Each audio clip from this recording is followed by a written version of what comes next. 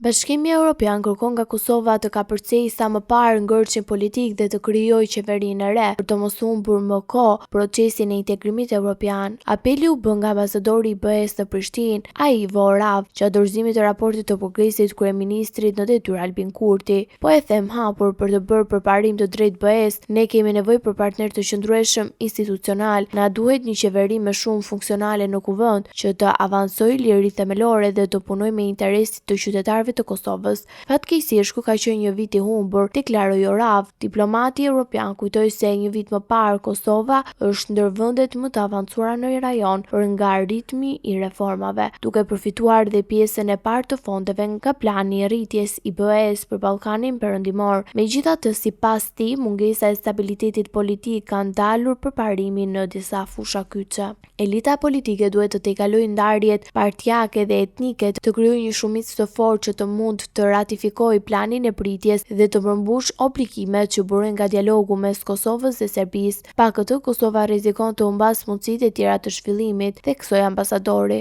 Në raport vlerësoi se Kosova ka bërë përparime në disa drejtime, përfshirë funksionimin e gjyqësorit, forcimin e kapaciteteve ekonomike, politikat e punësimit dhe zhvillimet në sektorin e ushqimit dhe tregtisë. Megjithatë, mbeten sfida serioze në luftën kundër korrupsionit, ku BE-ja kërkon miratimin e menjëhershëm të strategjisë kombëtare sipas standardeve europiane, si dhe përmirësime në garantimin e lirisë dhe shprehjes së mediave. Sipas Oravit, Kosova ka potencial për të rikuperuar në terrenin e humbur, por vetëm përmes një qeverie të re që do të sigurojë stabilitet dhe do të rikthejë vendin në rrugën e reformave drejt integrimit në Bashkimin Evropian.